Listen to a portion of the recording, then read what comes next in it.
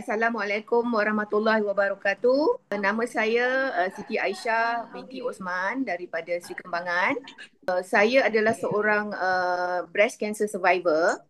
Masa saya buat rawatan kanser dulu, saya tak jumpa lagi air hidrogen Vita Spring ni. Sekarang ni saya dah 4 bulan lah minum air ni. Dan pada masa yang sama juga saya ambil juga produk MRTC ni. Badan saya yang letih dulu selepas kemo, selepas semua rawatan tu masih tak boleh lagi. Selepas saya minum air ni, 3 bulan tu saya dah rasa ada perubahan pada badan saya. Lepas tu masuk bulan keempat ni, saya pun ada darah tinggi juga pada masa yang sama.